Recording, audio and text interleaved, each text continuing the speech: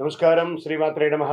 సద్గురు జ్యోతిష్యాలయం నుండి ఈ యొక్క తొలి ఏకాదశి మనం తెలుసుకోబోతున్నాం. ఇప్పుడు తొలి ఏకాదశి రానున్న 25 జూలై శనివారం నాడు, 24 జూలై 2026 ఉదయం 9:12:42 సుమారు నుండి 25 జూలై ఉదయం 11:34 సుమారు వరకు తొలి ఏకాదశి ఉంటుంది.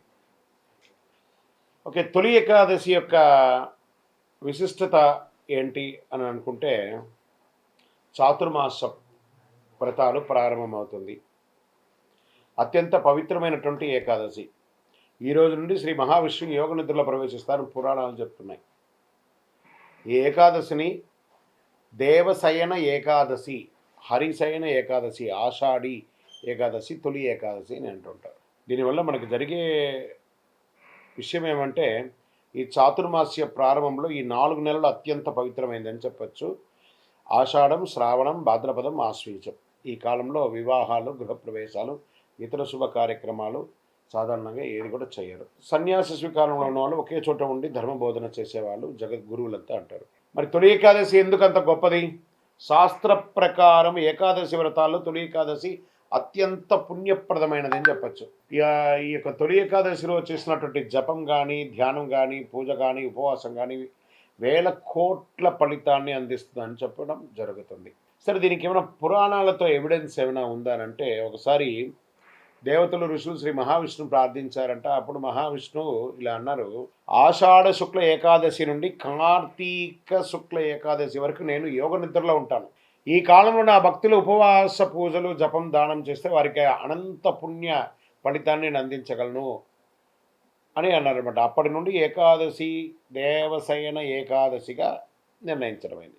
సరే, మనం తొలి ఏకాదశి రోజు ఏం చేయాలి? బ్రాహ్మీ ముహూర్తంలో లేవాలి, స్నానాలు చేయాలి, ఇంటిని శుభ్రపరచుకోవాలి, విష్ణుమూర్తి చిత్రాన్ని లేదా విగ్రహాన్ని అలంకరించి పూజ చేయాలి, ఏదైనా దేవాలయానికి వెళ్ళాలి. పూజలో తప్పకుండా తులసి దళం ఉండేటట్టుగా చూసుకోండి. చక్కెర పొంగలి నైవేద్యం పెట్టడానికి ప్రయత్నం చేయండి.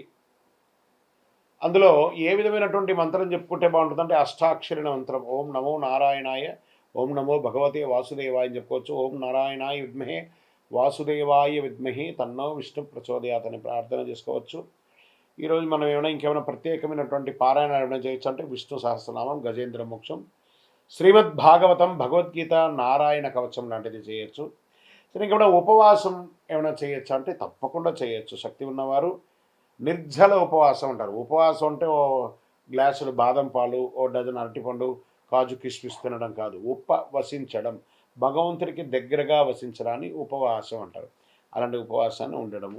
చేయకూడదు ఏమైనా ఉన్నాయా అంటే కొన్ని మనం పాటిస్తే బాగుంటుంది. మధుమాంసాలకు దూరంగా ఉండడం, కాస్త అబద్ధాలు చెప్పకుండా ఉండడం, కోపం తగ్గించుకోవడం, ఇతరులను అవమానించడం, తులసి ఆకులను రాత్రిపూట కోయడం, అధిక నిద్ర చేయడం అంతా తగ్గిస్తే మంచిది. మరి ఈ రోజుల్లో ఏమైనా దానం చేయొచ్చు అంటే, అన్నదానం చేయొచ్చు, వస్త్రదానం చేయొచ్చు, గోదానం చేయొచ్చు, భూదానం చేయొచ్చు, తులసి మొక్క వేయచ్చు, గొడుగు ఇయ్యచ్చు, పాదరక్షలు ఇయ్యచ్చు, నీటి కుండ ఇయ్యచ్చు, భగవద్గీత ఇచ్చు, విష్ణు చిత్రం ఇయ్యచ్చు, తర్వాత విష్ణు సహస్రనామం ఇయ్యచ్చు. ఇలాంటివన్నీ చేయొచ్చు. సరే, ఉపవాస విరమణ ఏం చేయాలంటే, ద్వాదశి రోజున సూర్యోదయం తర్వాత శాస్త్రోక్తంగా విష్ణు సహస్రం పారాయణం చేసి ఆహారాన్ని వండి ఇతరులకు ఎవరికైనా పెట్టిన తర్వాత మనం తీసుకుంటే ఇంకా చాలా ఫలితాన్ని ఇస్తుందని చెప్పచ్చు. ఈ తొలి ఏకాదశి ఫలితాలు కూడా ఎలా ఉంటాయంటే, పాపక్షయం అంటుంది, విష్ణు అనుగ్రహం దొరుకుతుంది, కుటుంబంలో శాంతి, ఐక్యత అనేది అద్భుతంగా పెరుగుతుంది, సంతాన సౌభాగ్య, ఆయుర ఆరోగ్యాలు సిద్ధిస్తాయి.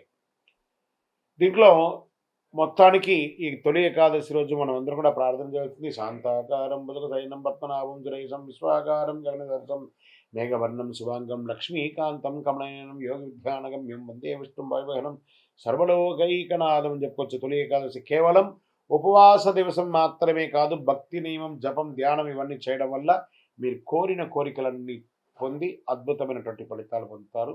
విజయోస్తు.